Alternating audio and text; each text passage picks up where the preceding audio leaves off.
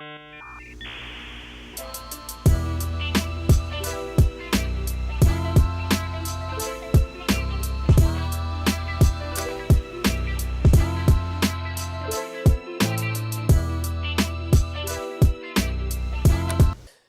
lads.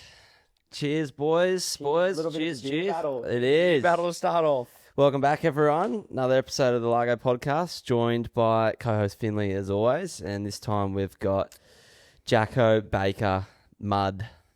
Welcome back. Well, not welcome back. I feel like saying welcome back because we've been trying to do this thing for about, I don't know, it feels like 4 months. It's been a while. And the moons have aligned. Yes. And we've got you here in the seat. Things have worked out. And we're just saying off camera, having a little bit of a beer battle. Anyone on YouTube's probably wigging out a bit. Ginger beer. I've been a bit of a sook, but they are really good. Yeah. So we've got a battle of the beers. Obviously, you are an ambassador-sponsored athlete by Tradie Beer. I bought a 6-pack. Look at this thing. So product placement, just trying to help everyone out. Yep. But we will leave them here. We'll let the lads sample and we'll get it all in. But I mean, I'm not going to have a better beer. I mean, not going to judge. But when people are paying your bill, sometimes you got to drink what you got to drink. I was saying to you off camera before that I often stare at your face without you even knowing, in the form of a bus or like one of those like infotainment signs on the highway going to work. I'll be stuck in traffic, and do you know those like billboards that are interactive now? And they move. Yeah, and they chop and change, but then you'll just see my silly head. Yeah. Yeah. Yep. Yeah, you with at a weird little campsite at a waterfall. Yeah, who was that shoot with the beaver it's Sam Honey Badger. Draper. No, Sam Draper and Maddie Wilco. Oh, that's right. Yeah. I haven't done any Honey Badger stuff. That might be to come. Maybe we'll be getting around in our undies, sucking beers. What could go wrong? Hey, Tradie, listen to this. I've got business plans here. He's got a notes section on his phone full of business plans, which involve his nuts hanging out the bottom of some undies. No, but thanks for coming on. Appreciate you coming in here and into the beautiful Largo studio. Is it beautiful. everything? I was actually wondering what I would be coming into. But no, it's a pleasure. It's a stone's throw from God's country. Well, I call that Newcastle. So Lennox Head, my second home, some may say. I'd bounce between bedrooms here, Conor O'Leary's or Mikey Madonna's or wherever I can find a bed. Seem to be at the Madonna's house this time. Irene cooking up feed, so I'm pretty lucky. Yeah, absolutely. And if you're watching on the recording as well, we're sharing a mic once again. Yes. Rode hasn't been very good to us recently. No, so what we have to do, we have to get this podcast super good, so get the views up, and then we can buy more. Yep. Wait, well now I feel like I'm a part of it now. You are. One episode, you're like a business partner, hey? Yeah. What do I get, like a 1.01% share of? Yeah, we can agree to those terms because that's like 4 cents rupiah. That's more than some deals I've got right now, so. Happy days. Sticker on. Let's get into a bit about who you are. A lot of people know you as the bloke with a moustache and a power carve. Who are you, though, outside of the jersey? I don't know. When you say moustache, I don't really know myself without a moustache. I've had it since I was like 19. That is incredible. It's got real long at the moment, too. I actually went the whole Europe trip without... I usually sometimes bring it back to like my mouth line. Yeah. Just because it does get a bit, how you going after that? No, I let it run over there and it kind of scared me. So I brought it back. But who am I? I don't know. I guess to anyone not in the surf industry, I don't know. Normal Aussie bloke, love having a beer. I guess that surfing does kind of define us, a lot of us. I know, whatever you do for a living. But I mean, yeah, love going for a beer, love having a hit of golf. And I guess at the end of the day, you just want to be remembered for being, I don't know, just yourself. And I feel like I do a pretty good job of that. You do, because everyone knows that you're one of the most charismatic crew around. Very, very easy to be around. In the intro there, I said Jacko, Baker, aka Mud. Where did Mud come from? So you know how we were talking earlier. So this was off the record. Mm-hmm.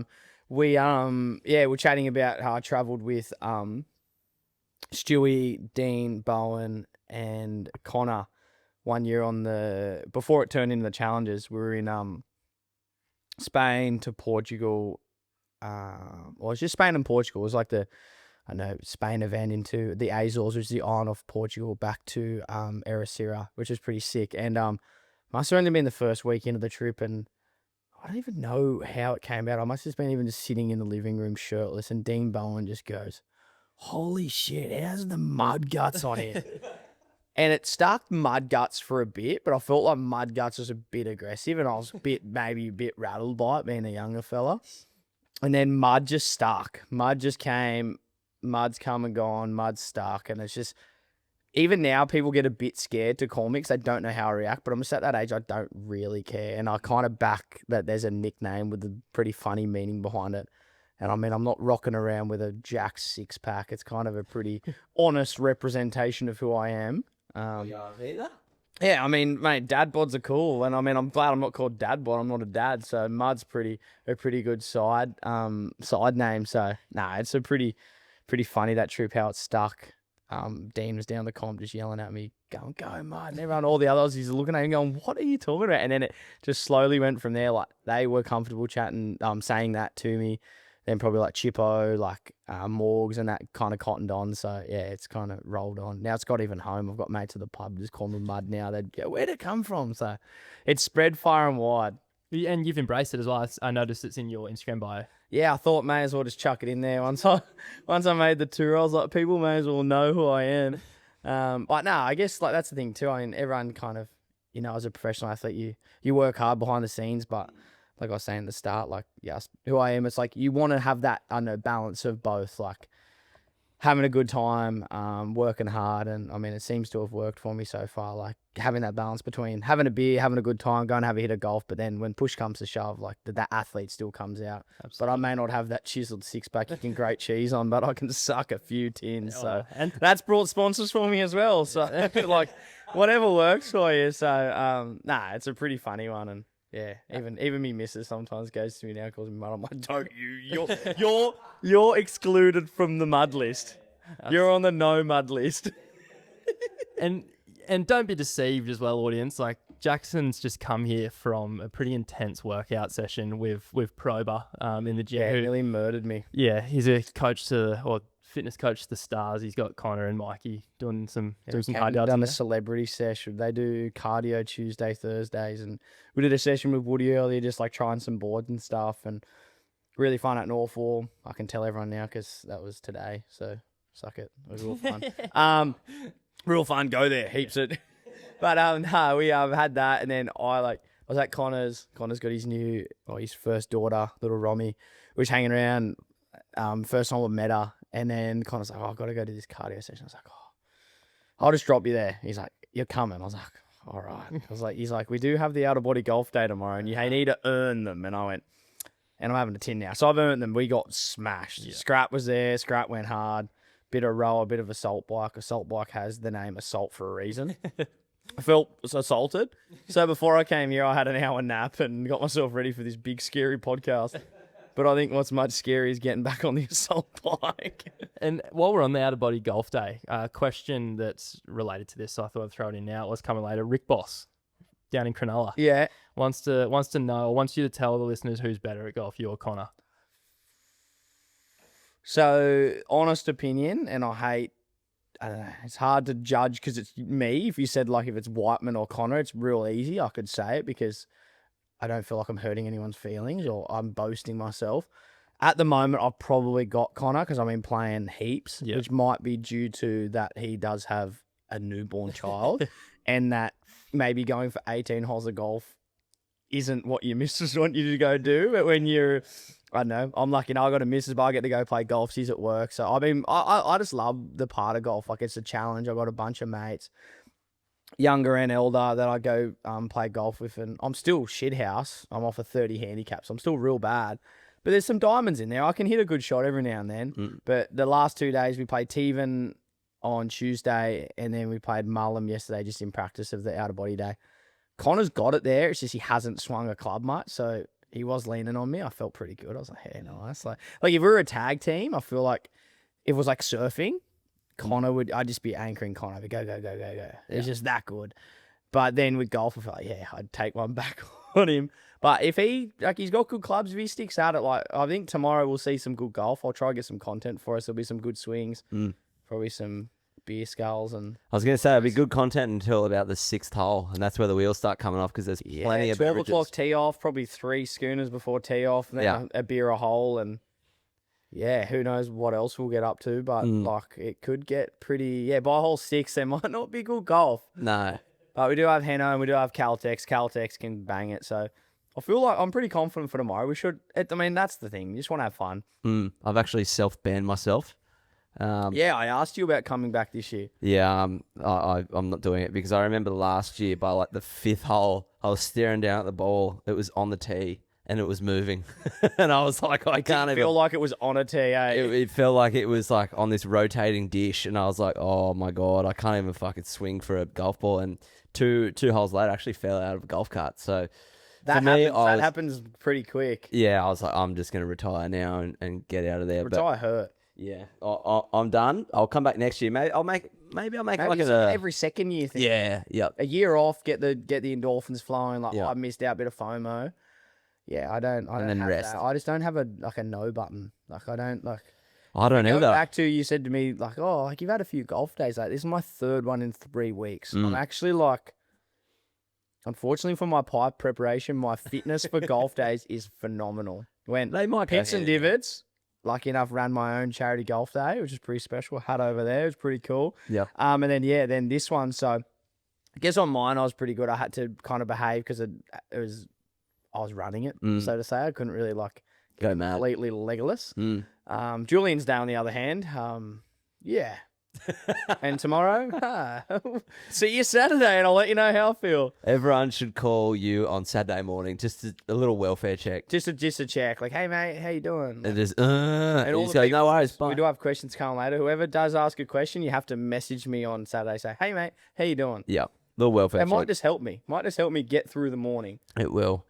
A question for you about like what Finley said. Everyone's nosy for the mustache, which I'm greatly jealous of. I'm 28 and You 27. do kind of semi have one. It's coming. Oh, it's 27 years without touching it.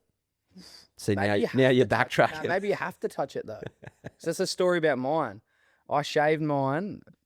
My dad said to me, so most everyone knows, lost mum to breast cancer, hence the golf day and all that stuff in 2016. I was 19.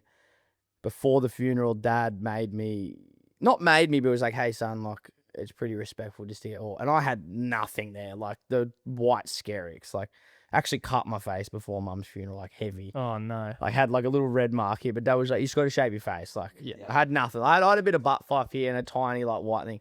Since that day, I've not touched my mustache and it's turned into this. So I don't know if it's from shaving or if I was just bound to have one, if it was turning into this, but it's not from since I shaved it that one day. Can confirm it's nothing to do with shaving because I was told I hit puberty late, real late, maybe like 23. last week, and everyone was like, "Oi." Like all my hairy mates were like, "Oh, shaving sucks. It just comes back thicker." So I was like, "Interesting." Play on. So I was there shaving like 4 pubes, going, "Why is it not coming back bushier?" So it's the same thing with me fucking top lip, mate. I've shaved it like 3 or 4 times. It just doesn't come back any better. It's like got half blonde bits, half black bits. It looks like me when I was in year 12. When I was trying to get him above me Roger. It hasn't changed. Well, I'm and to 27. let the people know that above you, Roger, we've still got none. Still Because none. you shave your last 4 off. Mate, how was Hey, that? that I know this is about surfing and stuff. When you did get your first pube, it was like the most exciting feeling ever. But you didn't want to tell anyone about it. You were kind of just like, I've got one. I've got. Like, I'm a man, but you like honestly still had not a single thing. I've actually got PTSD because I hung out at school with a lot of older friends, Tom Snellgrove, Sam Morgan, and I used to claim that I had them when I didn't to make myself feel cool. Yeah. Until the day that they skin dacked me at school in front of the year 12 girls, and I was in like year 8. And yeah, it looks like if you flip your forearm over and you have a look there, that's what it looked like. Yeah, right there where there's like the No. hairline stops. Yeah, it was a bad day at school, and I think I went home after that. But yep, we'll move away from pubic hair because I know. From pubic hairs, but mustaches on the way. Maybe we'll just get some like, you know how there's that hair growth cream? Mm. But then that might not allowed to stop growing your mullet. That's the thing I swear with all that. Like, I don't know, where's the balance? Like, do you Then I push come it back hard? next year looking like Chewbacca. I might need it up here though. I got some Devon spots up there, so You got a little cricket pitch almost. yeah, I got like a Macca's M, I reckon. I don't know. I love it. But back to my question before we got sucked into the mo, because I do love the mo. Do you feel a little boxed in when people just call you a powerhouse surfer? Is there more to it? Like, you are one of the most powerful surfers on the planet, but do you get like a little bit like, yeah, I can still fucking throw a punt though? Yeah, I kind of, I don't ever get, I don't know, feel like I'm put in a category but I guess it is cool just to be renowned for something. I guess like there's a lot of people out there that may just be great at everything, but not have like a certain part of their, I don't know, surfing that they're renowned for. Like, I guess you could say Connor, like his backside, I don't know, everything at the moment, like is just as good as it gets. Like the stuff he did at J-Bar, he's renowned for his backside surfing. I don't know if you ask him the same question, I don't think he'd be upset about that. Like, I feel like for me, just to be in a category that I'm powerful, using, I know, the weight that I have to my advantage. Like, imagine being a big guy and not being renowned as powerful. Like, it'd be pretty, I don't know, you wouldn't feel very good about yourself. So I'd be like, oh, I'm doing all this beer drinking and all this lifting, and I'm a soft cock. So I guess it is kind of cool though sometimes when like I do an air in a heat, or even if it's free surfing or something like that. It's kind of like, hey, what's this? Like, had the surfing part of Julian's day, and they did like the air show thing later in the day, and as you know me, I'd probably had a few tins by then, so I paddled out late because I didn't really think I could do an air. My ankles were feeling a bit brittle after a big night on the piss before, and I actually went out there and stomped one, and everyone's just going, yes, I was so sick. I almost claimed it and just paddled in. I went, I'm done. I didn't win, but it was more so the point that the big beer drinking powerhouse went out and did an air over all the other boys. I feel like it would work in your favour sometimes as well, because when you are known for something like power surfing and then you do go out and do an air, it may not be that impressive to say Philippe did that punt, but when you do it, it's sick. Well, I find that's the thing sometimes too, even I know, subconsciously in judges' heads, like just say I was to do an air that may not be on the level of other guys, but because I've done it, you might get a higher score. Like, just say I do an average air, Philippe or someone does like a pretty good air. It's because I'm more of the surprise package. Your mind goes that way. Yeah. But then They call that board riders judging. yeah, but that happens even on the tour and stuff. Like, I swear, like guys, like, I mean, I don't know who else you'd say about a power carve, but someone that does a really surprising power carve and they're renowned for airs. Yeah. Just say Mateus has a great rail game, but just say he did like a huge Larry or something that was kind of like mine or someone like Connor's, rather than an air, they're going to probably lose it, you know? True. But I get kind of stuck though, because if I think about airs, I can't take my mind off it, even though it's not my thing. But if I am locked into like a layback, I can still do everything else on the wave and then finish with that. Like, I'll never do it too early, but like, just say you have an air in your mind. I said it to myself before my heat at Huntington, sitting there with Adam Duffner, who I was working with at the time. He's like, just please don't try an air. Like, you don't need to be that like these guys, because the last few heats, everyone, mate, what did I do? First wave, I did an air and fell off. I came in with 3 points just because I was just so rattled on myself that, I mean, there wasn't really many ways, but I just I did what I said I wasn't going to do. Yeah. And then I came in just so, like, if I did a Larry on that section, I might have got a 5 because it was so bad. And I probably would have made the heat with 10 points because that's all they made it with. But at that point, I had a 0.8. Yeah. Needed 10 points and I was just on the back foot. Yeah. We'll get into the comp stuff as well, because we do have some pretty, not intense questions, but we do want to pick your brains on Questions it of intensity. all. Take that one. You can have the other supply when you get there. Yeah, I'll run low. I might have to dip into the trade. Worst case scenario. Shout out to the Better Beer boys. Absolutely. You're 28 now. Turning 29 in Jan. Wow. Jan, next year. Next year. Just snuck in. So what I've been telling everyone since I got to like 26, I've just told everyone I'm 30. Yeah. That's good, but. Like late 20s is like whatever. Yeah. Like, what? Oh, yeah, we've got 26th birthday. No one wants to come have a beer. This is a 30th every year. Degenerate, mate. What's growing up in Newcastle like for you as a young fella coming through?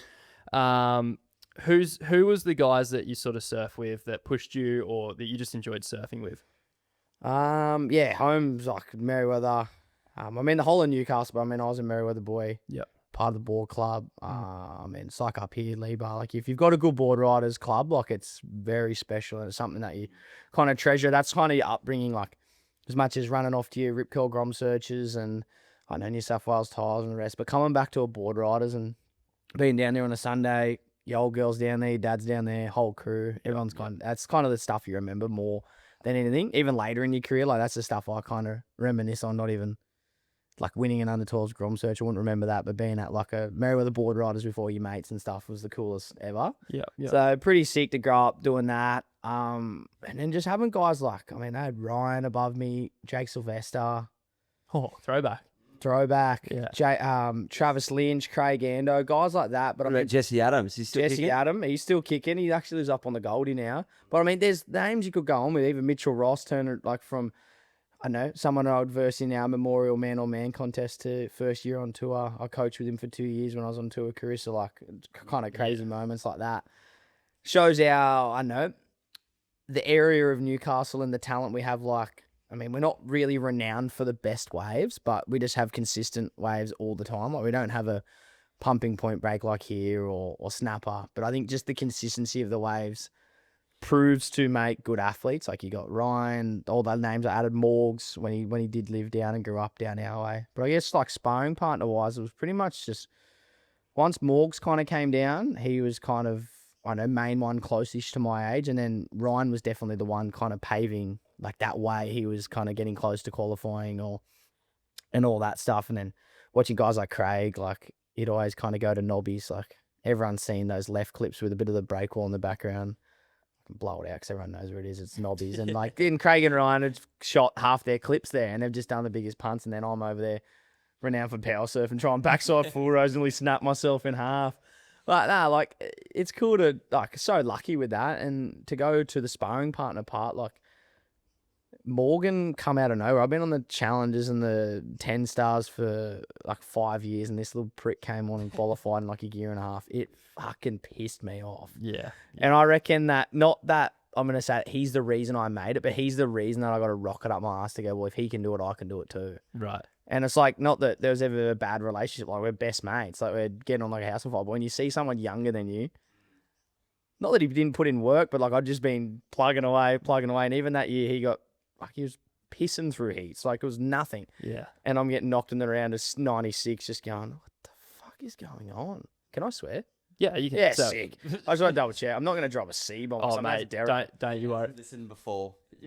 Oh, I have, but I just don't like my image. Oh, no, I don't care. If you, Like, I don't fucking care. No, but like, yeah, back to the finish of the Morgan thing was like when he qualified, it was just like the biggest, like, why the fuck can't you? Yeah. Like, not saying that he was better or I was better or whatever. It was like we grew up together. It was like he did it so easily. And then that COVID year came around and I kind of did the same thing as him, just like kind of did it pretty well and kind of got on. It was pretty cool. Yeah, absolutely. And by extension of that, obviously Morg's kind of getting there early, giving you the rocket up your ass that you needed. Is he someone that you hate losing to because of that? Is it when you have a heat with him? Is it especially like you're especially motivated to win that one? Probably at home more so than anything. Like on the challenges, I guess I've kind of maybe my mental state's changed now. I'm a little bit, I shouldn't say old, but older. Like getting in your late 20s and kind of being off tour back to the challenges and all those things. I think my mindset's changed to, if I was to lose to Morgs, at least he's going to the next round and he's an Aussie. Like it's the same if it was the Jacob or Mikey or as much as it would hurt. But then if I was to lose to Mateus or something like that, I'd way rather an Aussie making it to those more important rounds. So I feel like that kind of has changed. But like I said, we have the, memorial comp at home called the Ray Richards Man on Man. And we usually like the final fours like Ryan, myself, Morgs, Rossi or Craig or Trav Lynch or whoever it is. Like there's gnarly heats. And depending on the seeding, it's usually either me and Morgs lining up in the semis together if it goes right, or Ryan and Morgs. So you're always going to verse those boys. So if Morgs is to dust you in that, you kind of fuck. Even though they don't matter, but it is more for your ego. Well, there's the shapes. That was a beer then. So I guess that, but I guess on the challenges though, I mean, if he was to beat me, I'm like, oh, at least he's going through, and I wasn't good enough to, make it. I feel like that's what you got to change it as. Like losing is, you can't be upset if you lose and you surf shit. Yes. Like you've just got to be upset in your, I know, your preparation or whatever went wrong. But it is hard if you do surf well and it's a, I know, 0.07 turn or whatever it is, like 15 to 14.93 or whatever. But I mean, that's also when you come and you're like, fuck, at least I surfed a good heat. You can't be upset. I did everything I could. So it's got all those things. But when I was a kid, I was a fiery little redhead and I just thought that everyone was against me and blow up about everything. So yeah, there's probably a few stories about that we won't. Well, I've had some blow ups. But I mean, I think that's just the thing with age. Like, it comes and I know you realise that you're lucky just to do as you do. And I mean, I don't want to be renowned as a fucking cockhead. Do you find that's passion though? Yeah, I mean, there's passion to a certain extent, but I mean, it's overdoing the passion though. Like if you're real milking it and making a scene out of it, it's not something you want to be renowned for. No. And I mean, when you're a kid, I mean, you just might be 15, you're full of testosterone, you know what I mean. So I think it's a bit more understandable back then. But I guess last you got to be doing on the Changas is coming and I don't know, blowing up in the comp area and shit like that. It's like you kind of learn to take yourself away, and that's a part of your career that you need to learn to deal with yourself. Like, if it takes 3 days to get over, but do it elsewhere. Like, if you're still rattled post heat, come watch the lads. Don't show it then. Put a smile on your face and go home and sook. Yeah, like I feel like that's a big thing. Like, well, and it doesn't really do yourself any favors because everyone knows you're spewing. But if you come in and do an Italo and gotta stomp your board in the competitors area, like that, or punch and shit. It's just like everyone's just kind of looking at you and kind of leaves a bit of a sour taste in your mouth. And especially knowing that as a younger kid, I'd done that a few times. You get a bit older, you're like, if I'm gonna do anything stupid, like or whatever, take it away. Like be away, and that's something for you to deal with. And at the end of the day, the quicker you deal with it, the better you're gonna be for the next event. Like the quicker you let it go. Absolutely. Don't dwell on it. On that. So we've had Connor O'Leary on a couple of times. He said he had a shocker of a junior career. How was yours? Did you have quite a successful one? I had a bit of a weird, probably like young, or kind of like we were just saying earlier, I've been with Rip Curl for 20 years, sponsored when I was 8. So I was kind of like, had this like nothing like Jack Robbo and Canola and that, but probably more in the Aussie or New South Wales area. I was kind of like from 8 to 11 or 12, I was kind of like didn't really lose, which was pretty bad. Like I just don't think really, like you look at the kids now, there's like, I don't know, little Max McGillivray and those kids, Ocean Lancaster and that, when they were hell young, they were like tapped at 10. Yes. There wasn't really anyone back then that was like that. No.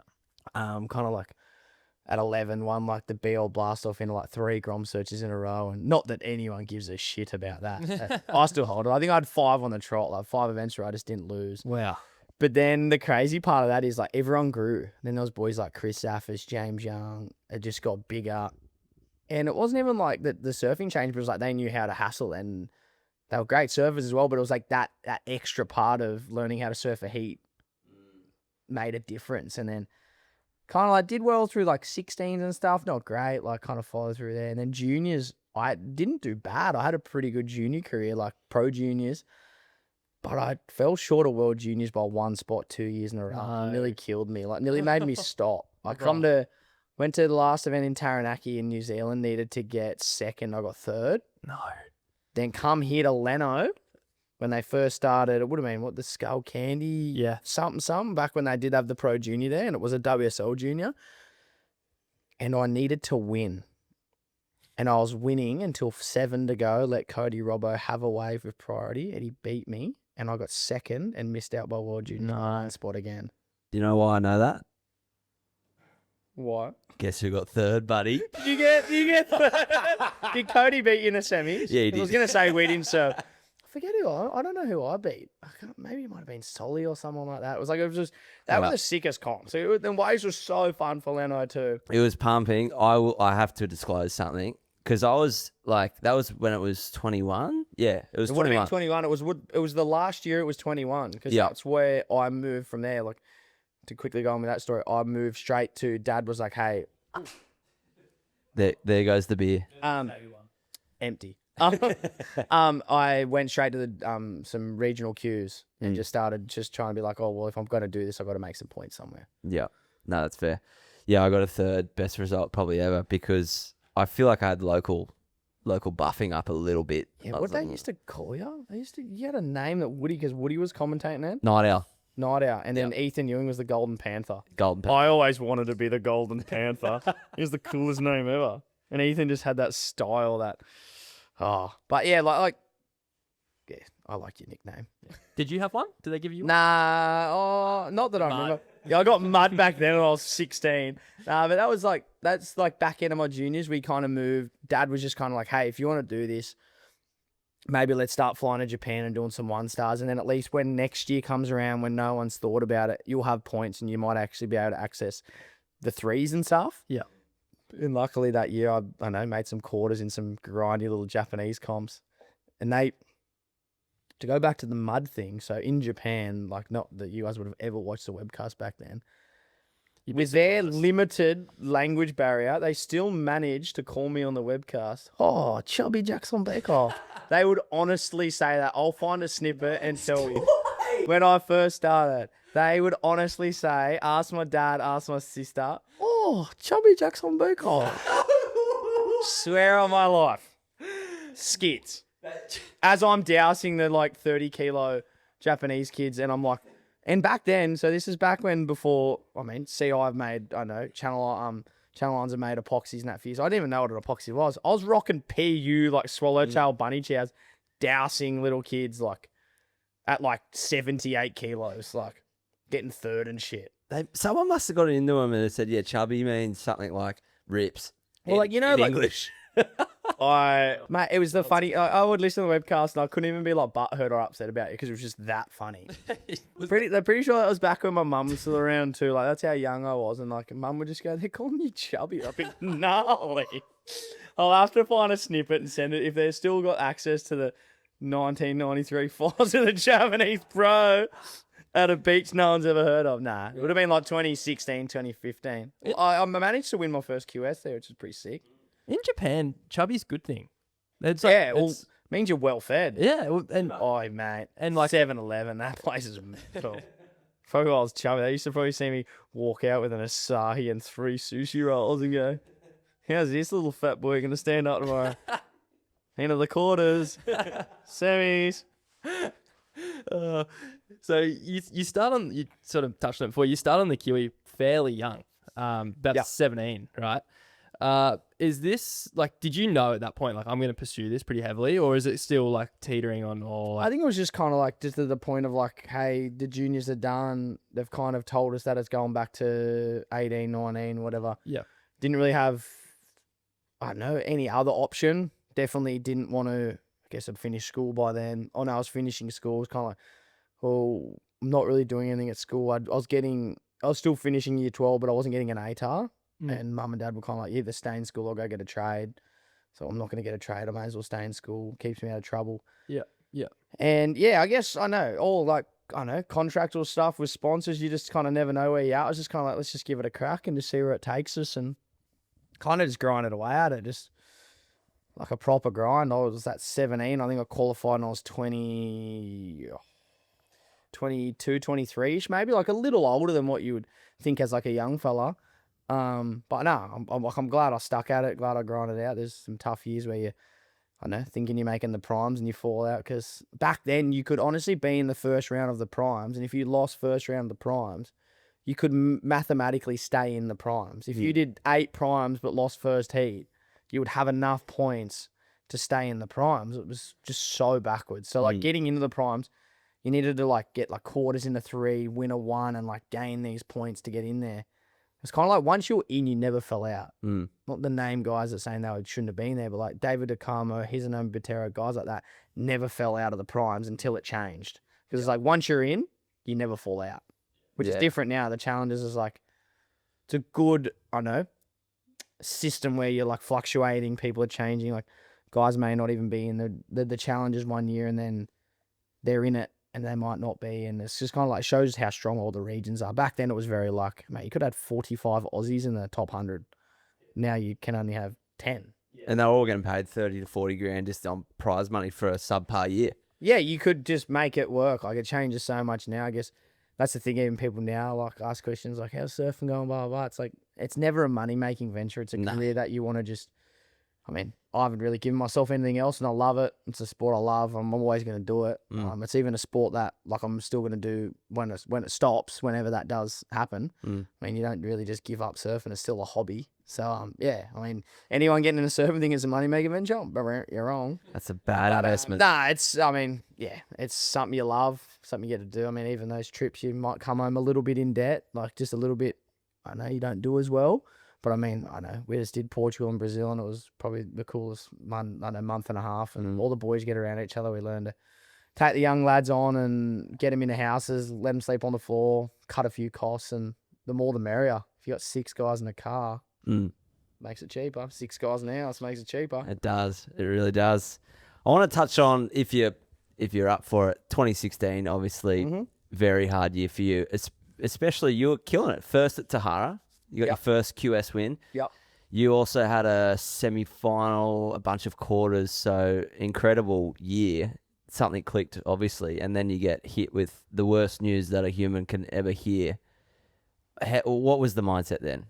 Like, you're doing everything right, and then you just get dealt these cards. How did you process it? That year, maybe I'd learned to use the emotion of mum being unwell, because it wasn't like it was just this freak thing that happened. Mother being kind of unwell with breast cancer my whole life, even though at a time, probably in my early teens, she probably got the all clear. Like, you get a period of time where you like do your checkups and you get the all clear. Doesn't mean you're out of the woods, but it kind of means there's nothing there, and they kind of give you a period of, 3 to 4 years where you've had nothing, and they kind of give you the all clear, and you don't need to go do checkups and stuff. And then, yeah, I knew from years prior to that things weren't great. Like, she'd kind of just been fighting it again. Because when I was young, I was probably 2 or 3 when she first got it. Then probably in my early teens, she kind of started battling with it again, just like remotely and doing chemo and things like that.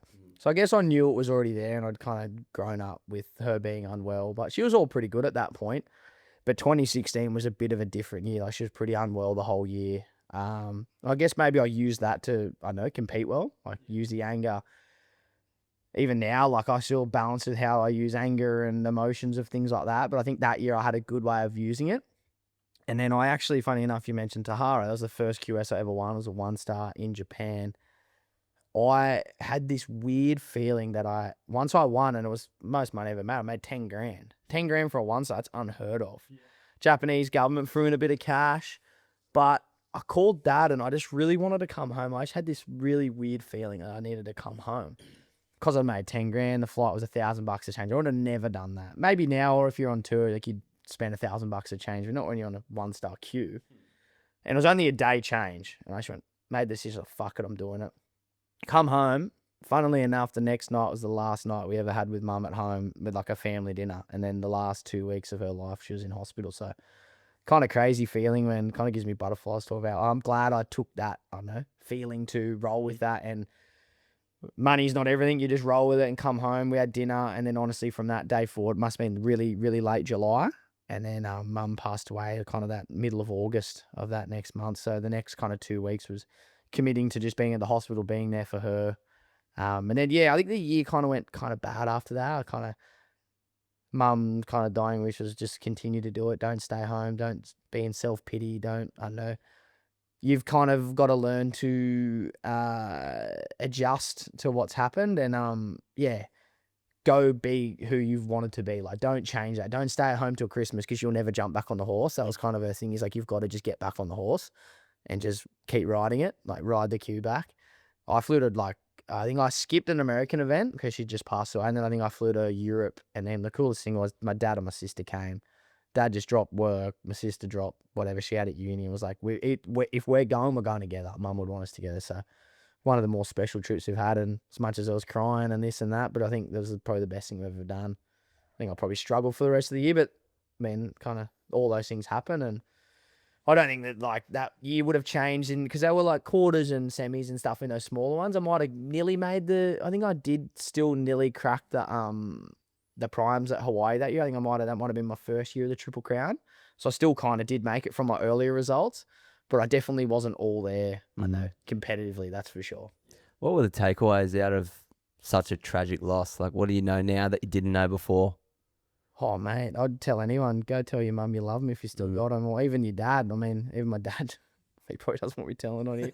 But no, he had his heart had been playing up, so he had a surgery on his heart. He's all good, but I mean, even just that, I was just like, mate, like if he prolonged that and made that worse, I mean, you never know what could have happened there. So, I guess just tell your loved ones you love them and don't take them for granted. I mean, if anyone's out there and they don't communicate with their mum, but they want to have a relationship with them or their dad, reach out, have a yarn. At the end of the day, they're the ones that brought you up and they're the ones that made you to who you are. Like, mate, I would trade everything that I've made or accolades or anything. I'd trade making the tour. If you took me back to the day I qualified, I would have traded that to see my mum for a second. You know, like that stuff doesn't mean anything. But I mean, that was one of her dying wishes for me to do that. So once I kind of achieved that, making the tour was like such a wild feeling that I stuck at it through the highs and the lows, through some tough years. And like, that was kind of not just for me, it was for the family and for her, and to rock 61 on the back and things like that. I still treasure that now. Like, of course, I plan to get back there, but I mean, those, I don't know, year and a half, 2 years on tour is kind of like,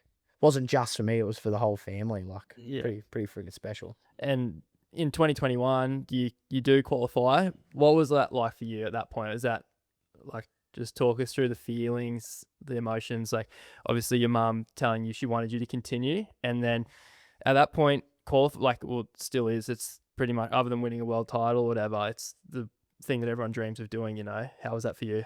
Yeah, well, I guess now I'm even older too, and I've seen how many people I know don't make it. Like the minority, it's like you talk about other sports where, I don't know, you can go play professional footy. There's 30 people on the roster. Yeah. Of 16 teams and all those things, and golf that goes out to like 150 for the tour. We have a 30-man tour, 32-man tour. Yeah. 10 people come on every year. You've got people trying to re-qualify every year, and you're one person out of that such a minor bunch of people. I mean, I only realise that now that I'm not on tour, but at that point, like, of course I was frothing. I mean, it is such a small chance of making the world tour, and there's so many people trying to do it. But yeah, well, even to go to that, like the emotion of, I had a whirlwind that year. Like, got second in Portugal. I was like, holy shit, I can qualify. Like, I'm in the top 10. I was like 6th or something. Holy shit. France started like 2 days later. I lost first heat. Yeah.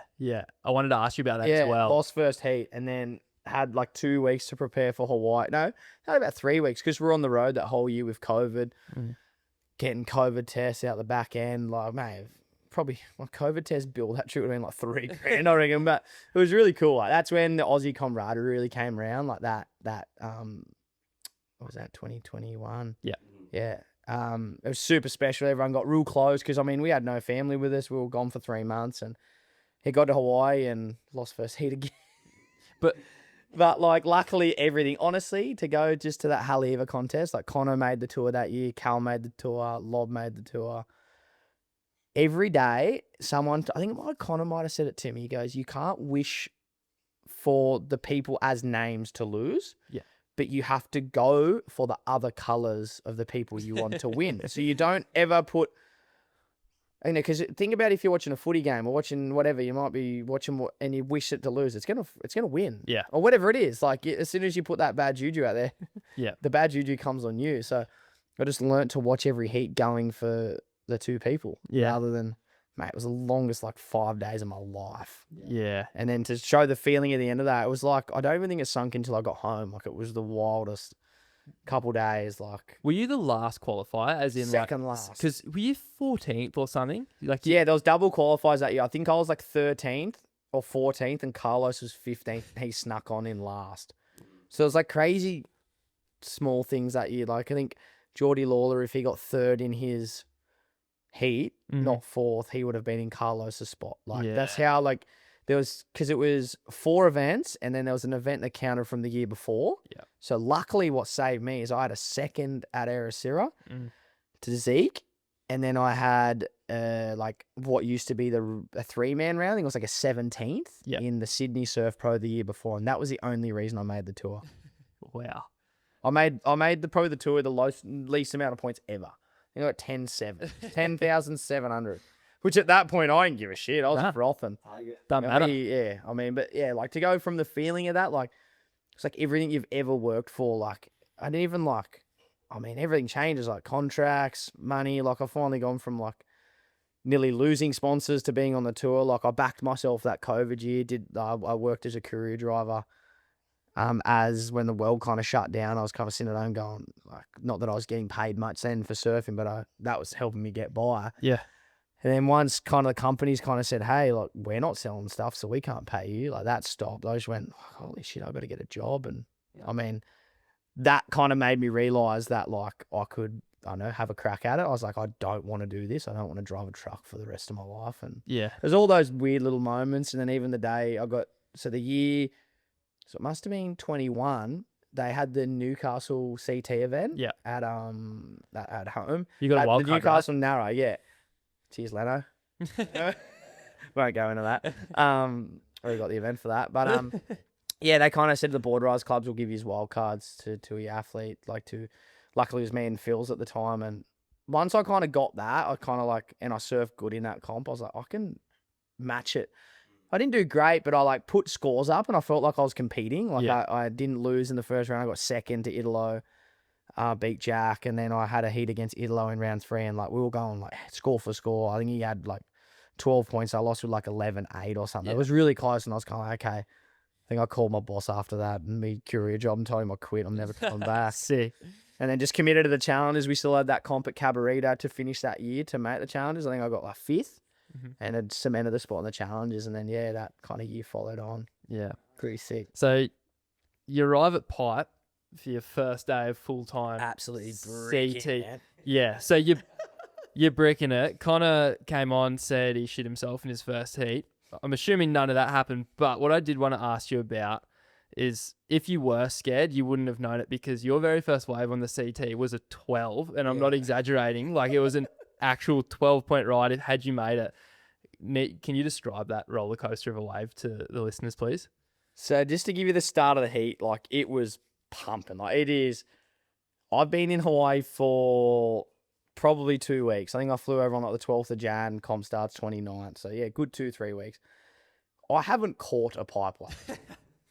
Nor probably I've had a few backdoor ones or a few off the wall ones. I think I kind of just would go to off the wall, just get waves because I could get waves there. Yeah. Before that point, I'd not taken off on a wave that big, nor in that position, ever. So I paddled out, got Fred, I got Miguel. Miguel's a psycho. And I think Fred might have been a little bit like me, bit more who's more scared out of me and you? We're kind of baiting each other going, who's more scared? I think Fred went one straight off the bat, maybe a little right or a little left, and then it kind of left me, and Bam was like, you've got to be the next on the inside, Kakolba Castle. You've got to be. He goes, if you sit wide and bitch this, you're just going to bitch the whole heat. If you get in your own head, it's over. You've got to pull trigger. And I sat on the inside of Miguel, and this wave had come. And it wasn't the biggest one, but it was pretty throaty, and it snuck in onto the reef, but had every bit of a 6 to 8 footer in it. And Miguel's just paddling next to me, and I just went, all right, well, I've got it. This is now, I've just got to start. If I get flogged here, I get flogged. I pulled the Band-Aid off, barely. I've got backside barrel before a few times, nor have I had to pack this. As I took off, I still have kind of that weird feeling I can still kind of see it in my head. Took off, somehow made the drop, picked my line, and I was already in the pit, and I was like, holy shit, I'm in the pit. And then as I'm kind of going, trying to pump, I've never really backside pump before. I think I went no hands for a bit and then grabbed the rail. And this thing just kept running, and just kept getting away from me. And then I would get to a point, I'm really close.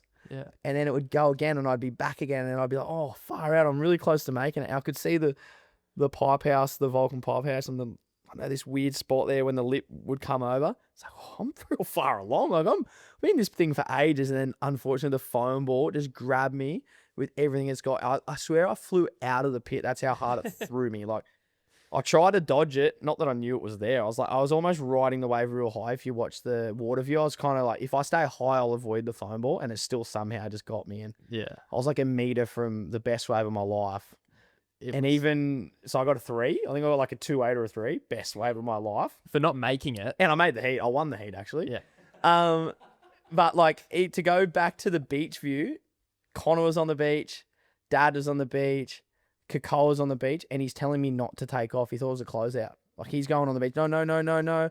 This is how Connor explains. He goes, no, no, no, no, no. Oh, fuck. Go, go, go, go. Holy fuck. Go, go, go. Like, and as I'm running through it, and Connor got it up on the replay because Ben was like, oh, he fell on the takeoff. And I remember watching the replay and you just see my nose just like the whole way. And they're like, holy shit.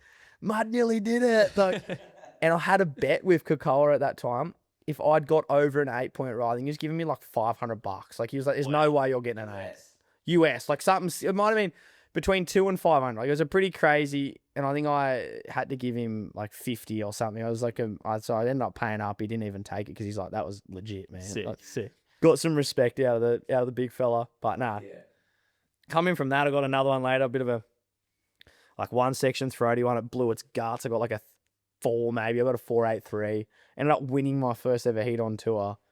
Yeah. And all I could just think about was my 2.8. Like, it's just locked in my brain, eh? It's fun there, but Oh, man. But I mean, I wouldn't trade it. Like, even if you'd say like, far out, you come out and start with a 10. I mean, I don't think it really changes. Like, start with a 3 or a 10. It was still just the principle of that wave and having a crack and getting out of my own head and like Psycho. pulling the Band-Aid off and just kind of. That's the same thing I got to do next month when we go to the pipe Changa. Like, Yeah. I mean, I know I might have been there a few times and whatnot, but it still doesn't change that initial feeling of being out of pipe. It's like you've just got to get out there and rip the Band-Aid off and have a crack. Well, I watched that wave because before we did this, I was just looking at some of your past results and when you qualified and stuff. And I was like, I'll go to his first ever heat on tour and just see how big pipe was. So I was like, I wanted to ask you about pipe because growing up on the east coast of Australia, we don't really have waves like that unless you're South Sydney or whatever, you're surfing slabs.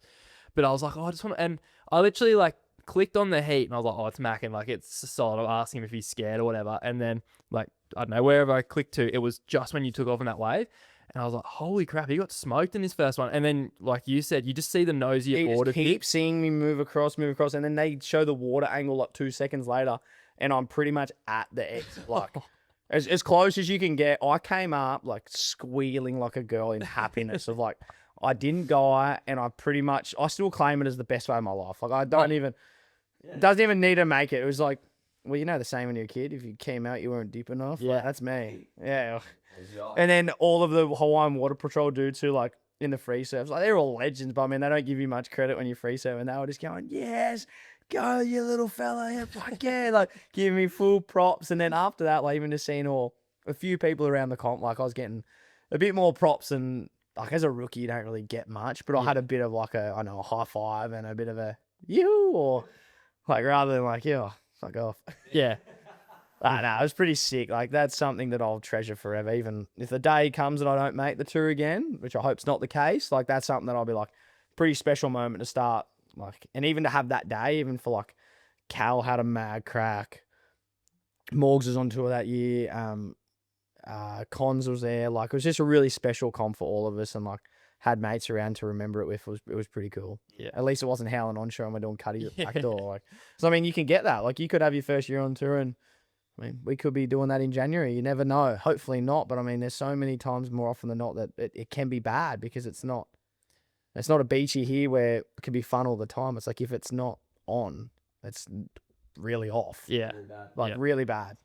And you get that heat win as you touched on before. You're probably feeling 8 foot tall and bulletproof after taking that thing on like back of yourself. Pooper grill like this, and having a Saibo and a cashier. Yeah, and then you find out you got a round 3 matchup with John. What are you? That's essentially the way the conditions were. That's almost a death sentence. Are you a type of guy to go, I got him, or are you just at that point going, I've got no hope? I'm just looking at the draw going, why did I win round 1? I think I would have got someone else if I'd lost. Like, if I'd got second, I would have probably got. Not that anyone, like, I mean, anyone's better.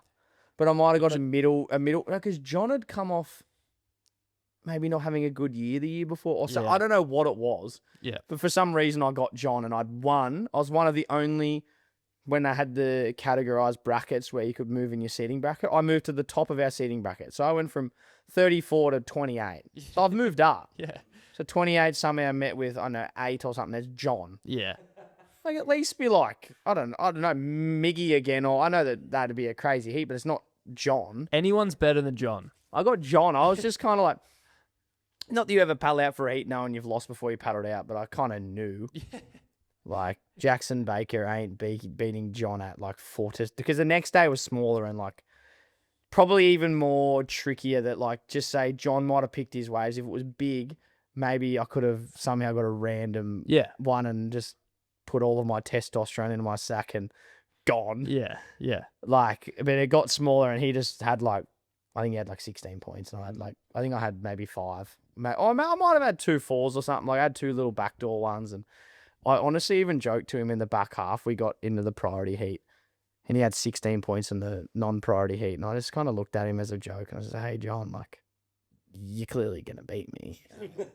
Can you just like put me in position for a good one just so I can get a clip? Like, just trying to be like lighthearted joking, because I was like, at that point, like I'm still a grom. Like, finally made the tour. Like, that point didn't really feel comfortable. Like, it takes a few events to like kind of know you deserve to be there. Like, probably, and I mean, no matter how good your headspace or how confident you are, I think that just happens.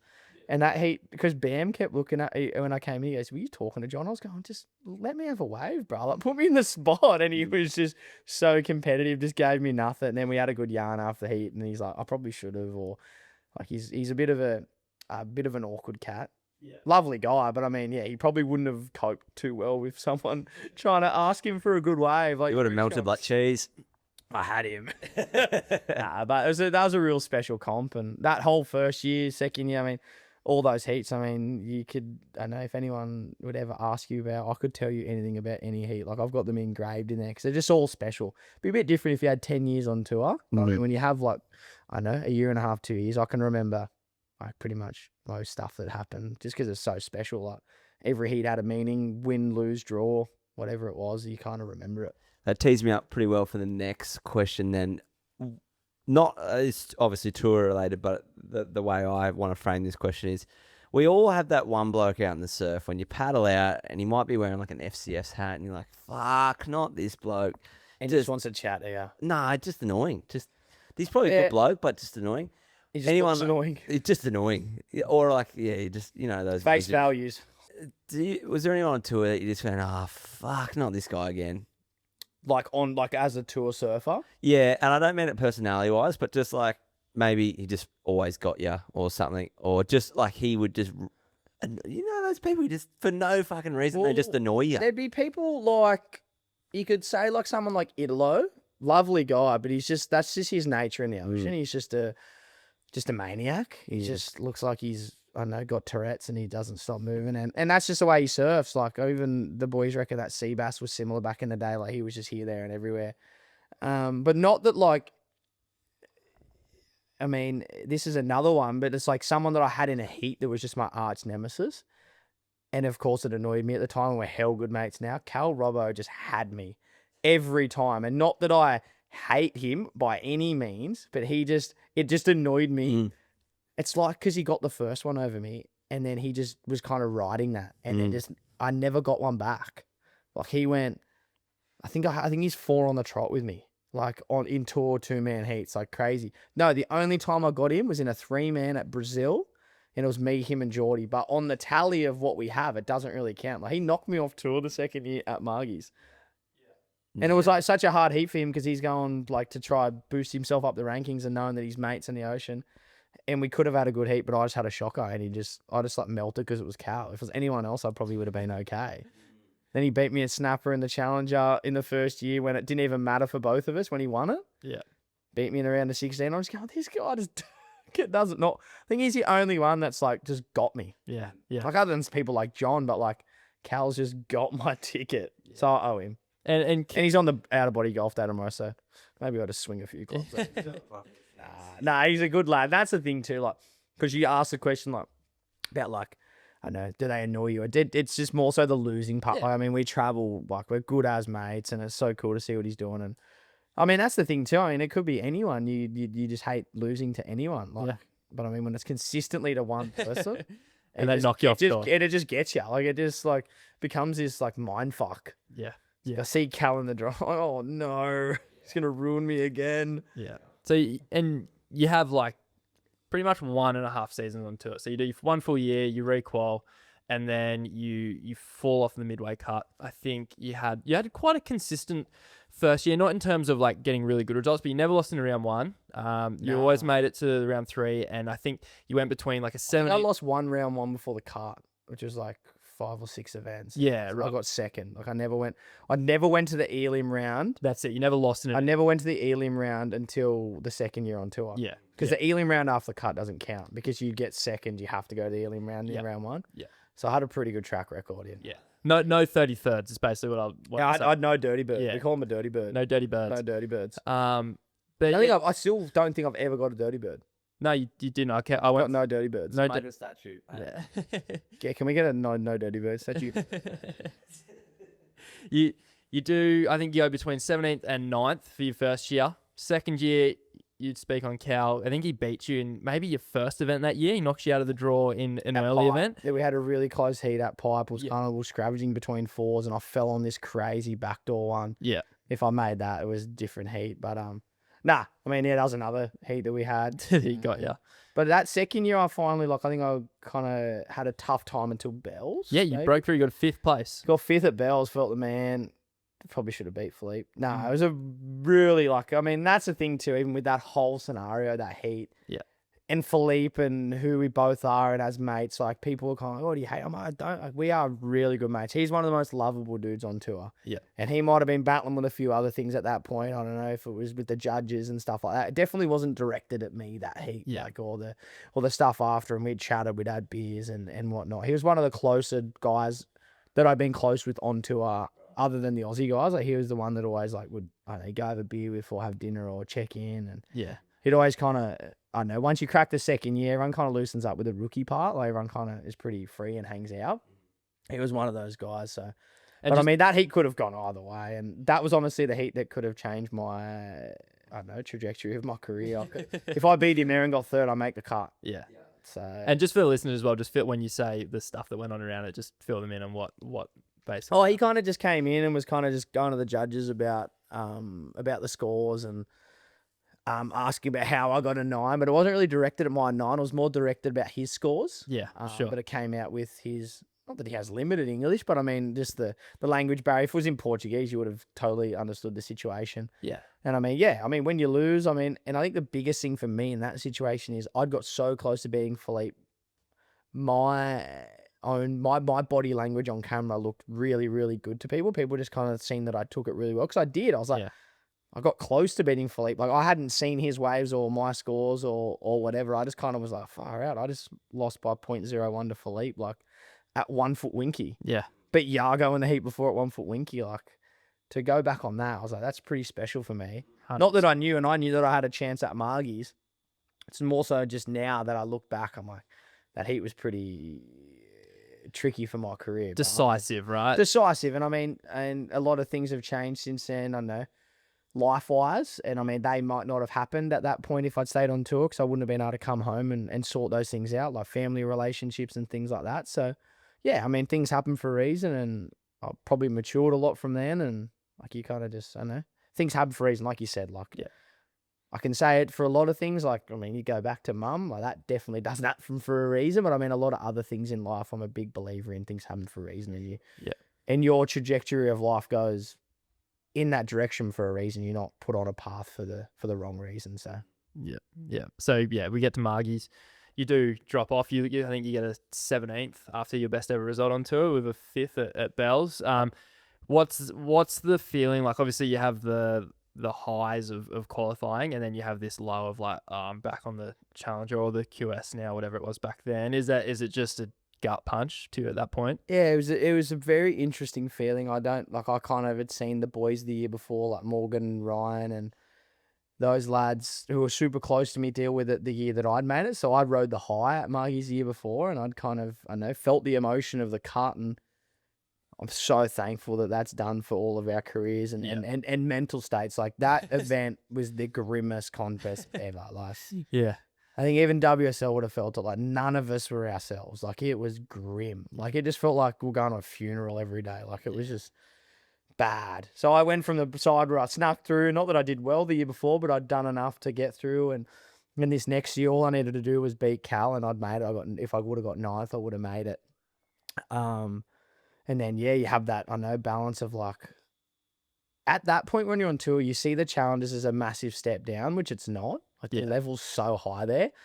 but you've finally started to believe that you deserve to be there, that you don't want to drop back to that. So even jumping back to the challenge that year, it's a bit of a mental balance to figure out, like, if you've really got to believe you're a CT guy, but you can't act like it because you almost look like a wanker. Yeah, yeah. So it's just finding that balance of coming back. But I mean, at that time at Margie's, and I was with my ex-partner at the time, and she was great. Like, we dealt with it great. And I mean, it probably took me a few months to get over. Went to Snapper and had a few things at the time that I probably didn't focus on the Snapper comp real well. Had Owen's retirement party and things like that, where I kind of saw the piss drinking and the fun times, and I lost like second heat at Snapper, and it was probably a blessing, you know, like I probably needed to do that.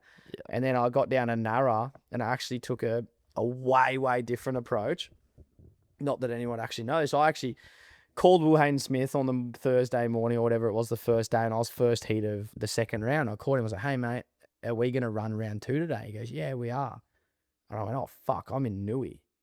Hadn't packed my car for the second Chang'an because I was just like, it's so close. Like, it's like a 2-hour drive. So I've shot down there like a maniac, and then they didn't end up running it, thank God. So my preps, well relaxed, like way too relaxed. Luckily stayed up doing Moff's house.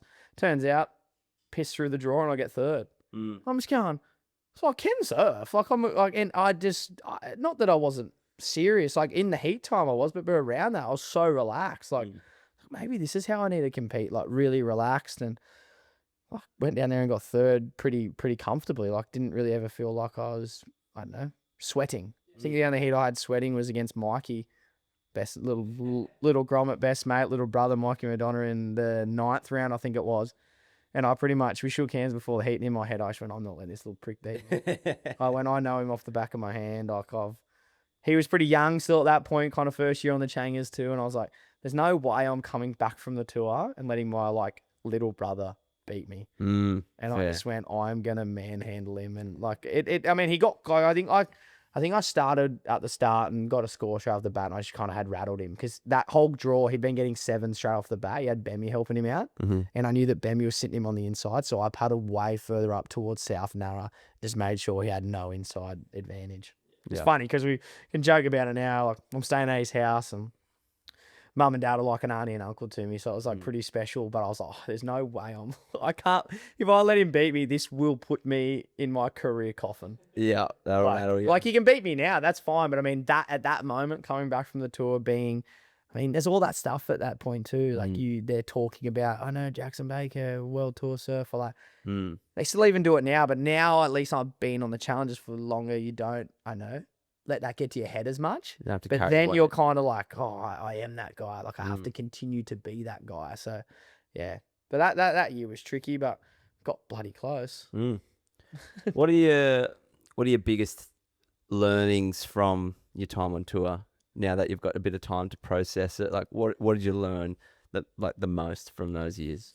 I reckon the biggest thing I learned is, other than the John Heat at Pipe, everyone on their day is beatable. Yeah. And it doesn't matter the name, the wave, the person, or whoever they are beatable. If you get on better waves, you will beat them because you deserve to be there. I think if like you can manipulate them and you are on the best waves of priority, not that, like, I mean, yeah, Philippe can create a score, things like that. But if you're on the best wave, it happened in that heat at Bells. Like, I got the best wave that had come through, did 3 big turns, and got a 9. And Philippe ripped the shit out of a little one, gets an 8. You're a point ahead. Yeah. If you're on the better waves and you believe in yourself, I think I kind of lacked that self-belief when I first got there. I think I was just kind of winging it. Well, imposter syndrome in sport. Yeah, you kind of feel like, why am I here? But then you start to believe, like I had heat with Seth at Portugal where it was, and they called the comp off that Arvo and we were the next heat or a couple heats later, and it was onshore, pretty grindy. And I was like, I could beat him in this because it's like really grindy surfing. And I think in the round 1 heat there, it was me, Geordie, Jake Marshall, and I won. So I won round 1. I was like, oh, I could beat Seth for sure. And I needed to crack that 9th round to start to get some points to get myself instead for the rest of the year. It was pumping, barreling Phoenician. I ended up getting like an 8.83 and beat Seth, which felt even better. But it was like that belief of like, if you're on the better waves, you'll beat these guys. Like, yeah, it doesn't even matter on talent level. Like, you can beat them if you're just on the better waves and make good choices. Like, and I mean, at the end of the day, they might beat you, with 16 points, but you have 15 points. Fuck, I gave it a great nudge. Yeah. Look at Jao that first year. Oh, Like, it's a story that you could talk about for ages. Like, I made the tour, but Jao was, I made the cut, sorry, but you probably thought about Jao more than anyone else that made the cut. Wait, 'Cause what? he'd lost with 18, 19, 17 points every heat, So, yeah. I guess that's the biggest thing from the tour is just like his self-belief and just like believing that when you're on, you're on. Yeah. And you deserve to be there. Like, everyone that makes that tour can win an event. Yep. Yep. I mean, it might have taken Connor a few years, but watching him at J-Bay made everyone look silly. Yeah, absolutely. And I think it took him a bit to believe that too, even if you guys have probably asked him that too. And then, yeah, even for him that year to say, come out and say, I want to win a CT, and he goes and does it. It's like manifesting that, or putting it in the universe to talk about it. Yeah. It's even like, I don't know, I could say to myself now, and it's a goal, like, I'd love to just go to pipe and do really well. I'd love to win pipe, but I'd love to win Nui at home. Yeah. Imagine winning Nui at home, go to pipe, get a good result, go home, Nui, I'll win, qualify by 1 spot.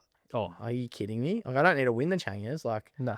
I mean, putting it out there, like, that's a goal. Like, that'd be the most special thing ever. Yeah. Not even for the local pubs and how many beers I drink, but like, I would drink like the town out of tradies, but nah. But like the family around and everyone that you've grown up with, and I mean, special to qualify in Hawaii, but to do it at home would be even more special. So Absolutely. And well, yeah, we'll get to that because you're now back on the Challenger. By virtue of your last result, you've given yourself half a sniff. a mathematical. I've got a sniff at it. You've got a sniff for sure. Been there before though. Exactly. That's the thing. Like, I think that last leg, I really just wanted to come out of it with something that put me instead. Like, maybe a heat or two more would have been fantastic. I was kind of looking at third minimum, and I think when I drew up against Sammy that early, I was just like, well, it's either me or you. And he kind of got me in a real close one. I even looked at that. Sammy got second to Cow Costa in the round before. If maybe I had Cow, a bit of more experience, I might have got over him like Sammy did in the quarters. Yeah.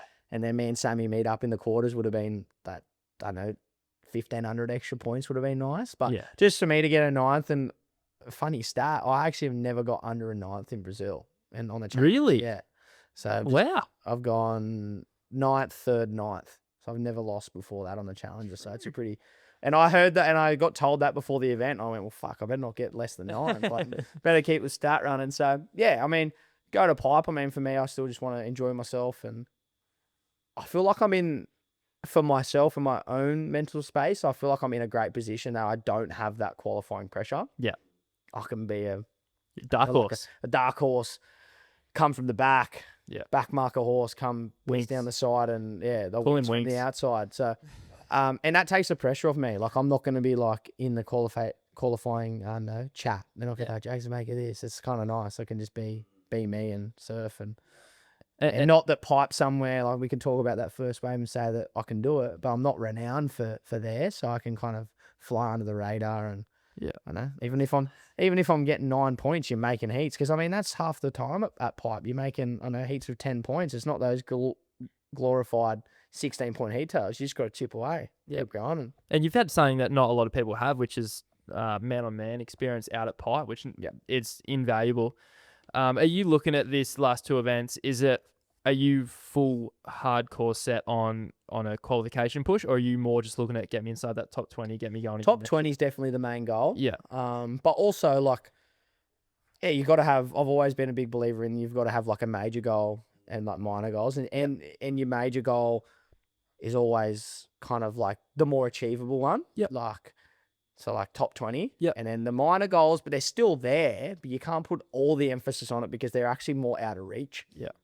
Qualifying's there mathematically.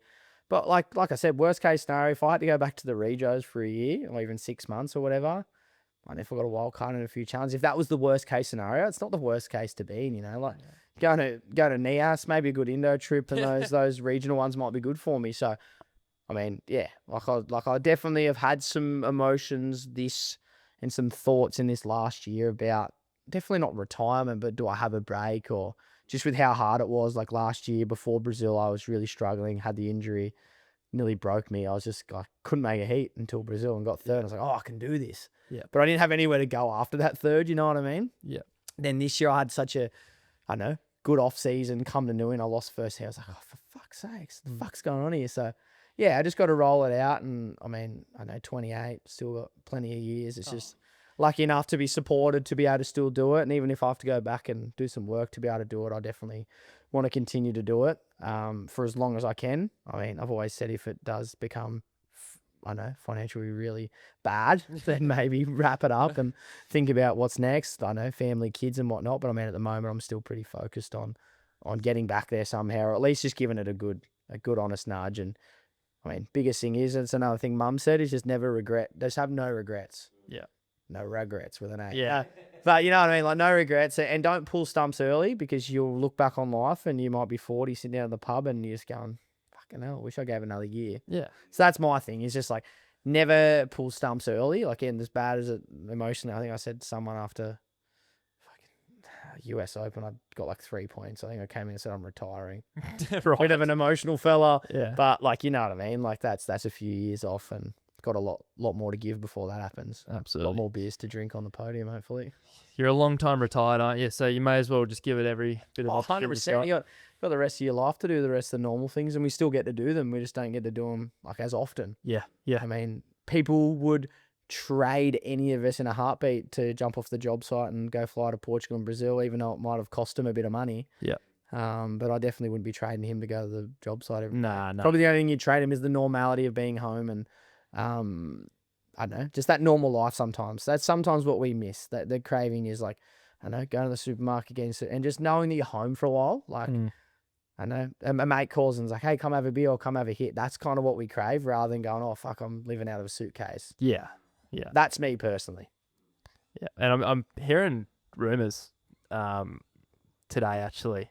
There might be a certain Stewie Kennedy potentially having a little think about coming back. No So, way. I'd love to see it. yeah. I'll see it when I believe it, though, because I've heard some chirp before. He's like, I think he's come back. He's had a couple. He's been testing out some new equipment with Tomo, and Well, he's never lost his surfing. That's Nah. never, you know, that's the thing too. You never lose it. nah, he's still ripped. You could have a hiatus. I mean, you could go, like, Stewie's been up in the mines. Even if he did 6 months in the mines and never come back, he'd still probably get out the point and rip the shit out of it. Yeah. He's still good enough to win QS heats, and you know, so I'd love to see it. And fingers crossed we don't have to see you back on the regional, but if we do, I'm sure you'll mince it anyway. So it's, I think you've just got to have it in the back of your head that you're prepared for it. Yeah. If you kind of, I know, a bit of a younger me would have been like, fuck that, not stepping back to that. Yeah. But I think just knowing that that's an option, being prepared for it, it kind of sets yourself up, I know, so much better mentally. If I do make the 20, then yeah, all well and good. But if I do have to go back, I'm already prepared for it, rather than, oh, fuck, I'm back here. I don't want to be here. Because our region's that strong. So it's not, that's probably more the scary part, is getting dusted up by guys that aren't even on the challenges, you know? yeah. So, But as scared as you are about that, they're also seeing Jackson Baker. Yeah. They're going, oh no, I got that. well, then they can see I can beat him. I'm a man. Just by listening to you this afternoon, and obviously known you for a long time, very optimistic lad. I have a deep dark secret. I actually lose my cool like a little bit sometimes. What, when you surf heats? No, just trivial things like fucking kicking your toe on the door on the way out. Like, my missus will look at me, I'm having like a full like, fucking rage attack over like the most trivial things. Yeah. Whenever I interact with you, and even hearing you say just before, like going back to the QE, like, yeah, like, it is what it is. Like, and like your chirpiness in your voice, like, where does the optimism come from? What's your like little notes to self to like, because I'm sure you get negative, dark thoughts, but what is your little notes to self that make you shine and have that optimism, seemingly from my perspective, all the fucking time? Every time we talk, it's always. If you really dove deep in, or I'm lucky enough, I've worked with a guy, I won't name his name, he probably wants to stay anonymous. I work with the sports psych. I think that's a massive thing. Just relaying shit to him. But I mean, I've never really even come into a conversation with him being super negative. I try to be super optimistic, I guess. Maybe with the part of losing mum and things like that, and things that have happened in life, I think that gives you a massive perspective. Like, why am I sitting here whinging about, I don't know, having a problem about being a professional athlete when mum or whoever else is around there would trade to be a living human being still here with us? You know what I mean? I think that's a big perspective for me. And I mean, yeah, I mean, I've had times where I've come home, and probably haven't seen it up here, but at home, like, you'll get some guy at the surf shop go like, oh, like, how good's this? You get to go here soon, blah, blah, blah. And you're like, yeah, I'm fucking over it. And, they might catch you at Coles and they're like, Yeah. oh, my God, what an ungrateful prick. But, Yeah. I mean, there's moments like that where you catch yourself. But then when you really remind yourself, like, I've been going to Hawaii for 14 years, probably on the trot, like every year. I probably missed a few years within that. And I'm not super excited to go back, but I'm excited the opportunity to compete. Like, Yep. I mean, I love Hawaii. I love the people. I mean, the reception isn't amazing. Like, I mean, you don't feel super welcome until you kind of indulge in it. Mm-hmm. And you've just got to embrace that. So that doesn't get you excited to get there. Mm-hmm. But I mean, just excited to compete and have another chance to be better. I know. And I mean, it'd be a bit different maybe if I was in not a mathematical chance of qualifying. Maybe I wouldn't go. Mm-hmm. Don't know. Not there. But nah, I think, the optimism, I mean, far out. We're lucky to do what we do. Mm-hmm. I don't know if I'd have the same if I was digging holes and laying bricks, but I've been lucky enough to live a pretty good life and still get to, and got people around me that love me and got good relationships. And I mean, that's a pretty big thing. I think that's bigger than surfing. Yep. I know family, me and my dad have had our rough times, and we're good now and got through the part of losing mum, my sister as well, and my partner, and everything's all super positive. So I think that's a massive thing to go back to. That's all good, and then I get to go compete. Like, that's a bonus. Like, I think that home part, if you get to leave home and everything's great, like, why can't it be great when you're on the road too? Mm-hmm. You need to write a fucking book, my friend. Mate, it'd be a bit of a blurred book. There'd be tradie beers spilt all over it. All right, a few listener questions for Jacko. Lennox Smith, straight off the bat. How old was I when I had my first beer with Jacko? You reckon I can get away with these with the coppers? I think it was like 14. Lower. He's younger, Literally spoke to him about it just before. 13. Yeah. He said it was CI trip. a Voca. No, it was it would have been, we were sitting down at Whale Beach. With And me Connor. and Connor. We had this mad surf, and to throw Leno under the bus, not even under the bus. These two chicks walked by when we got out of the surf, and we just went, Leno, go get their number. I mean, him at 13, he didn't even look 13. Got their numbers. Wow. Like, out of control. Confidence as. Me and Connor have off to the bottle shop on a CI trip. Just got along. You like, mad day. Like, let's have a beer, but like, got a beer. And then Leno goes, can I just have like, I think we might have bought him like a cruise or something. I can't remember. We bought him something. Bought him a Corona. And we sat down at Whale Beach in the car because we didn't want to take him back to Brent at CI and show him that we're giving him a beer. We said, you haven't won. And then I think he was bumming him out of the fridge in the house though. Later that night. One turned into the lot. But this was hours later though. Classic. He's the best Grom though. Like, he's someone that I've known for like actually a lot of years now. And he's like grown up into such a good young lad. But he's still got that cheekiness that he had when he was like Grom as. And you see Jarvie there like giggling as Leno's having a booty. And Jarvie like was going, I'm not doing that. Shout out Leno. Yeah, he's a good fella. Oscar Crawford, what do you feel when you need a big score in the last couple minutes? That's a very good question. I guess there's so much going through your head. It's actually a real kind of a bit of a whirlwind. There's a lot going through. But I guess what I say back to myself is like, this is just an opportunity to, I don't know.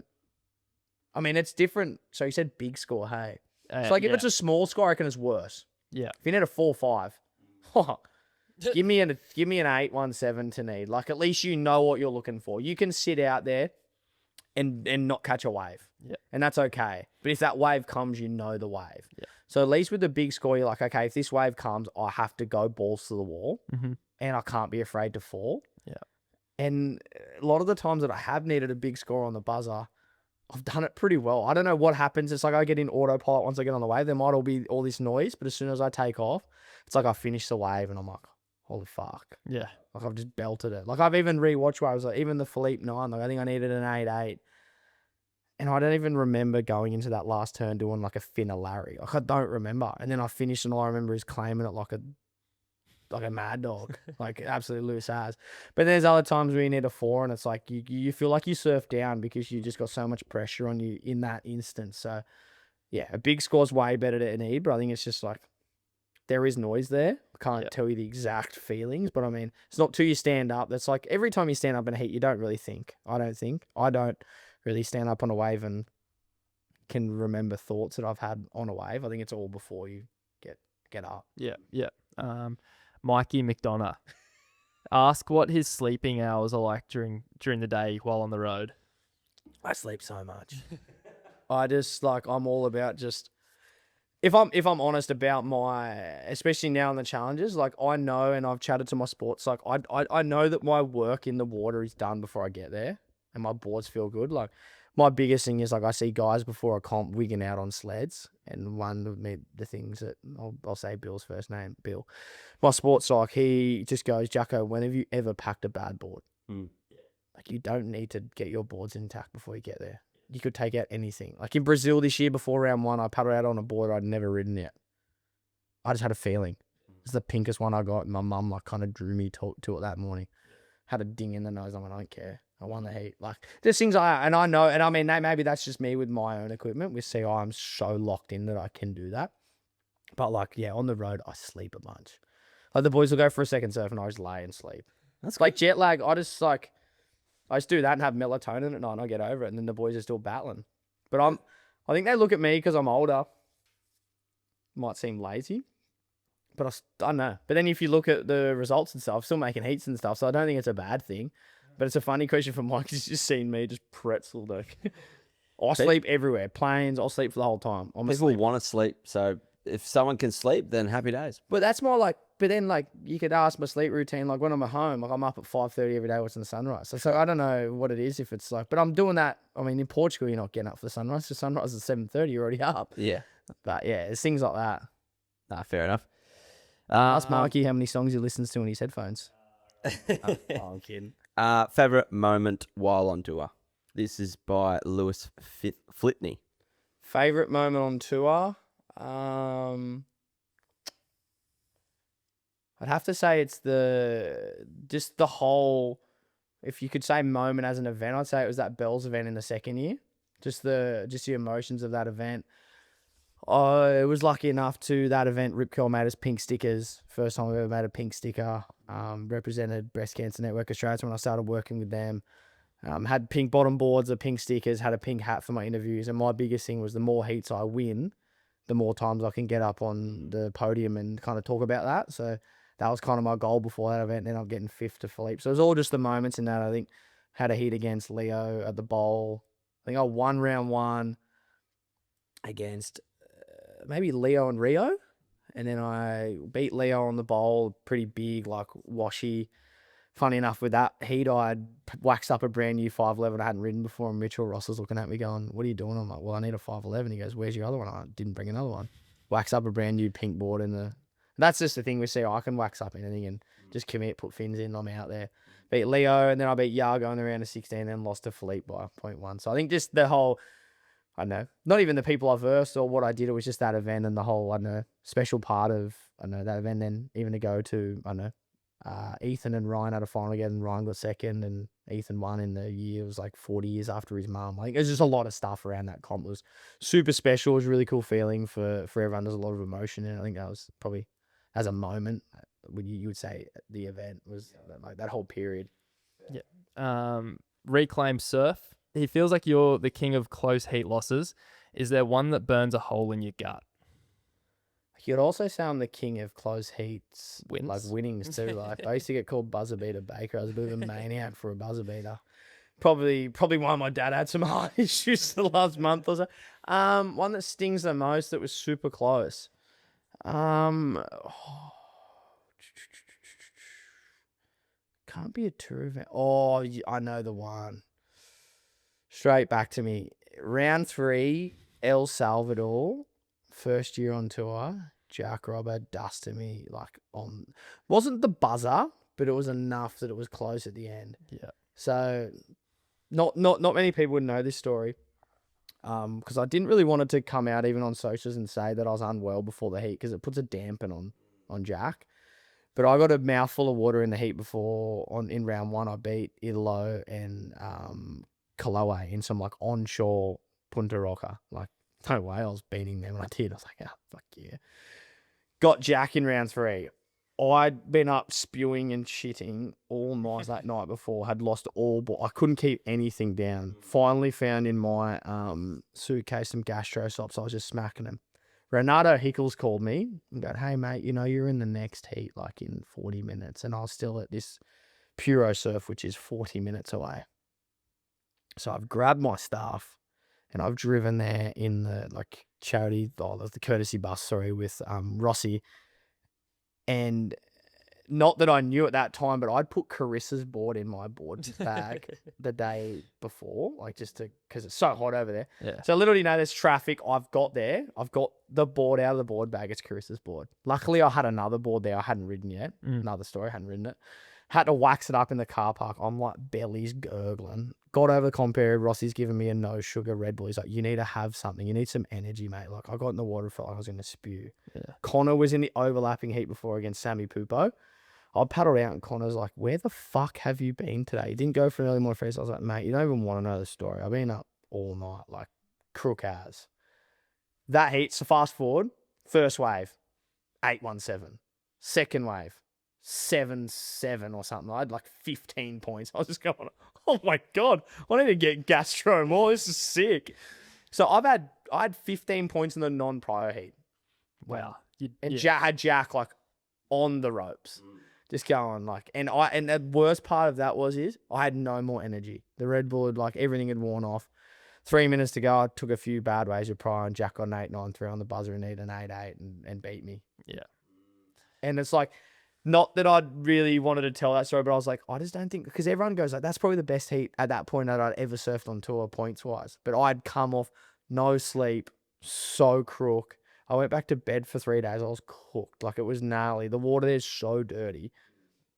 So that was probably the one that stings the most. But I mean, it was probably one of the best heats until probably the following year that I'd ever surfed. Yeah. Yeah. Post-cut, was kind of doing pretty bad on the rankings and kind of went there and kind of gave it to him. And then he kind of took it away from me because no one ever spoke about it because he smoked me in the end. Oh, that's a good story, though. 15 points in the not pro heat is psycho. I was just laughing at Connor and Sammy. I was paddling past Connor going, so sick.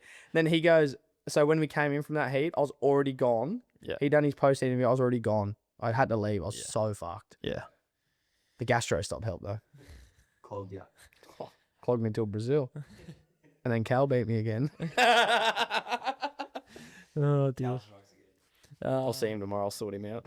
Back What you got going on there, buds? Jacko's golf day. Holy dolly. We'll put him there. Yeah. There we go. That's product placement. Advice. This is Zach Doran. Advice for surfers grinding on the QS. Just don't let the results define what you're doing. If you're really enjoying rocking up, enjoying the process of competing, I think focusing on the results and things like that can really, put a dampen on what you're doing. I mean, you're getting to travel. I mean, if you're doing the ones out of Australia as well, you get to travel with your mates, have a hell time. I think enjoying those moments are a big thing. And if the results aren't coming, I guess if you're still enjoying it, just keep chipping away at it. Don't, like I said earlier, I don't want to have regrets. I don't want you to have regrets. Keep chipping away and do it for as long as you can. As long as it's not a financial burden. I'm not gonna tell you to keep doing it if it's gonna, ruin your life. But if you're enjoying it and traveling with great guys and having a hell time, just keep chipping away. And I mean, if I ever see you along the way, I'll say g'day and we'll have a yarn about it. But I mean, from my own personal, experiences, just, don't give it up too early that you didn't give yourself the best chance to have a good, honest nudge. Fuck, that'll be in the book I referenced just before. My throat's getting dry. Off camera, I mentioned a question beforehand. You've had 40, I'm a bit nervous about this. You've had an hour and something to think about this one. Hour and 93 minutes. Jordan Dixon. You know Jordan Dixon? He, reference to you, and Julian claims Newey, but they are both living and haunting late Mac. Give Mac some love. Yeah, so I think... Are you an imposter? Nah, so I think what he's getting... Also, Julian lives at Dudley now. Mm-hmm. I guess to give... I guess when you think of Newey though, I see Newcastle as the whole region. Mm-hmm. I mean that goes down to Lake Macquarie to Redhead to Dudley and places like that. And probably the reason I don't talk about those places as much because I'm not really loved down there. Maybe I've cracked the Redhead community more than Dudley. Dudley have some great waves around there, and I'm probably just being a town guy. I mean, even when I grew up a bit younger, Town and Dudley were a bit of a kind of, no one really come surf Dudley and no one really go surf Merriweather. That's kind of how I grew up with it as. A few times I've gone to the waves of Dudley and got some words and stuff like that, and that keeps it fun. I think what he's kind of getting at is when I was with my ex-partner, I lived down at Valentine, which is a part of the Lake Macquarie. And I know that you got the Newcastle Council and Lake Macquarie, but to me as Newcastle, I kind of push that down to like Swansea Caves Beach area. Like Newcastle's that whole area. I know that they're the different council regions. But I guess Town's very discovered that you can talk about Town because everyone knows Barrett Merriweather, Dixon Park, all the rest. But there is some hidden gems down that Redhead, Dudley way. So I don't want to be giving too much love to those areas because I don't know if people want that. Yeah. But I have referenced a few times that I did live down there at Valentine. And I mean, lucky enough to live down there. That was with my ex-partner and her family. They were great to me. And I mean, things change and life changes, but I mean, they were great to me. And I love living down there. I surfed Redhead, I surfed Dudley a bunch. And the community down there was super welcoming. And even now, Jules lives at Dudley's a part of Redhead Board Riders. And I think even to go back to the Jules thing, like saying that Jules didn't claim it, I mean, I think it's just the media. Like people, I mean, I'm Merriweather, so that's kind of where people say it's from. But I guess if I had the chance to talk about it like I would. I mean, at the end of the day, I'm still going to say where I grew up and where I'm from. Like, And your Board Riders Club as well. And your Board Riders Club. Like, I mean, I can't really just go, oh yeah, I'm from Redhead or whatever. Everyone's going to think I'm Redhead Board Riders. I'll get in trouble. I'm like Merriweather diehard. Like, yeah.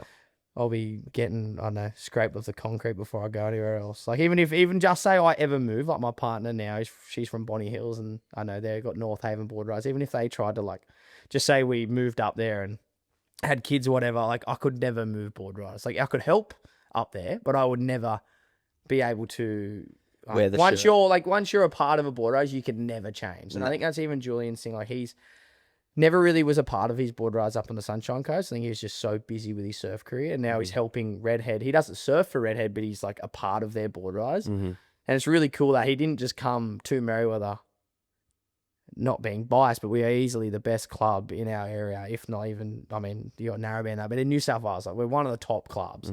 Done well in the ABB every year. We're a force to be reckoned with. I think that like, For sure. it's cool that he didn't come to us, jump on board and be a part of our club that's already thriving. It's cool that he's helping out like a grassroots Board Riders, runs his pits and divots, golf and surf events through them. And I think that community, like really, he's very grateful for that. And he's just like a good guy, already good guy. Good answer then.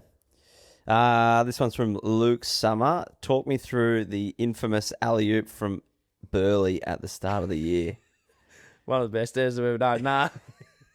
We were sitting, it was the Burley queue at the start. I think I even had like a bit of a beer thing there. It was a pretty sick little queue. Like, had a bit of a beer garden at the front of Burley there. And I was sitting there with Lukey and a few of the lads, Dakota, Harley, and Codes. Like, you know what he does? He's just doing big airs. And I just went, like, before a heat, I was just dicking around. It was just so, like, I had to do 2 QEs just to honour my wild card because I got a wild card last year on the challenge of my injury. Yeah.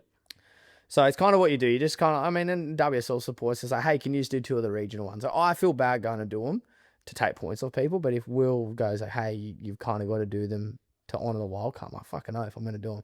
Went to Burley, wanted to take a different approach, and I think Codes are doing big punts and shit. And I remember just going to the boys before they, I was like, what about if I just went out there and did a punt? They were like, fucking oath. And I did this pretty sick alley-oop. And I claimed it. But it wasn't actually that big. But I like fell from the lip to the flats, which felt like forever. Yeah. And stomped it and claimed I got like a 6. Wow. So I thought it was at least like an 8.5. And that's my infamous oop. But it made me make the heat. Like it was early in the heat. I think I got that and then got like a 2-turn back up and ended up winning the heat. But I thought I had like big scores, man. Like it was so windy.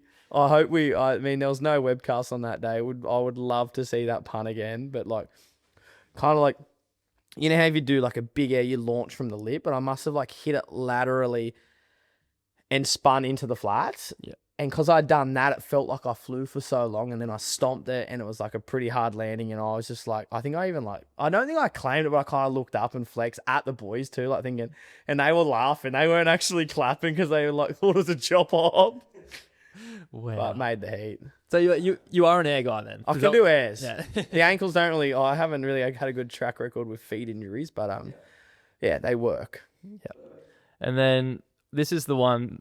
Should we finish here? Last one. This is the unnamed QS part of your camp. You can do as much digging as you want for this one. Who spends more time on the phone to their misso while you're away, you or Tully? Me. You. Me. Yeah. Probably a good thing.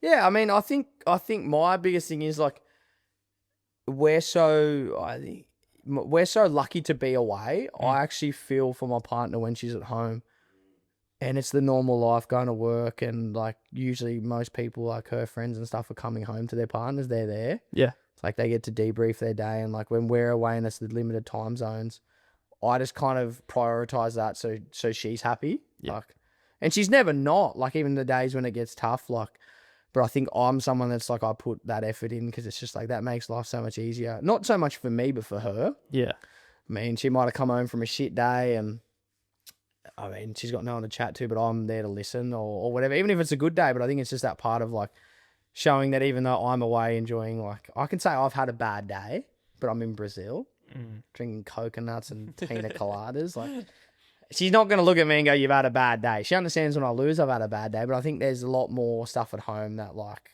we take for granted, and like our partners and people at home keep it, I know, that part of home like grounded. Even Connor could probably speak for it with Steph, and even now having a kid, like that would make it so much harder too. Yeah. And it's just starting that precedent that it's like to commit to keeping that person a happy home, and like I think that helps the whole relationship and stuff like that. I mean, if it's me and Tully, then we're doing good. Yeah. But no, I know the other lads, I think maybe the lads do a bit differently. I'm just a bit more, I know, free with it. I don't really care. I don't really want to go to my room and chat to her. I'm like happy to sit around. Like, not that anything we talk about needs to be hidden, so maybe they just see me a bit more. But I think like, yeah, I mean, not a bad thing. No. Worse if I was, I don't know, doing pokies on my phone or something. Or, I don't know, or some dumb game. You know. Nah, it was just more a bit of a generalised comment. But I mean, even just getting in the TikTok vortex, I'd probably rather talk to my partner than sit in the vortex if she's awake. She's someone that doesn't sleep super well when I'm away, so the boys will be like, probably why am I talking to her at 3 a.m. in all's time, but she's awake, and I tell her to go back to sleep. So Yeah. things like that. But no, it's a good question. I don't know who that would be. It'd have to be one of the Aussie lads though. Yeah, it's one of the Aussie lads. And I think it's a really good place to leave it, because that was, I think, like a sort of a snarky. It's like a snark, and it kind of like, and I mean, I was never going to say Tull, because Tull's pretty good too. Like, I mean, but both of us, it's like if could even come from one of the lads that doesn't have a missus too. Like, I mean, they're just sitting there kind of looking, oh, what are the boys doing? Kind of blah, blah, blah. But like, and then, I mean, if it is one of the younger lads, they might not even talk to their missus that much. That's just I know, the way they, kind of do it. I'm someone that like, well, my partner still calls me Mahalo. She calls me every day after work. I know before work, if I'm away, things like that. It's just like that. I know. Might be nothing to talk about, but it's just that generalized conversation. I think it's good. Yeah. Caring about what the other person's doing, not just about us. Like I said, sitting on the beach, having a beer or whatever. It's like, I know, other person's at home, probably, I don't know, not having a tough time, but it's not as good as what we're doing. Yeah, yeah. And that's what I was going to say. Snarky comment, and he's answered it like a true gentleman. And I think that's the man that we've dealt with here tonight. Jacko, thanks so much for coming on. Thanks for having me. It's been an I'll absolute... have to do another one. Oh, there'll be more. Locks me in. Absolutely. Should we just keep going? Yeah. We got heaps of beers here. We could just keep I going. can sit here. Yeah. And then I'll end up going, hey, Connor, can you come pick me up for golf day? Where are you? I'm at Whiteman's. You know it's at 9 a.m? Yeah, I know. Well, thanks, Jacko, and thanks everyone for listening.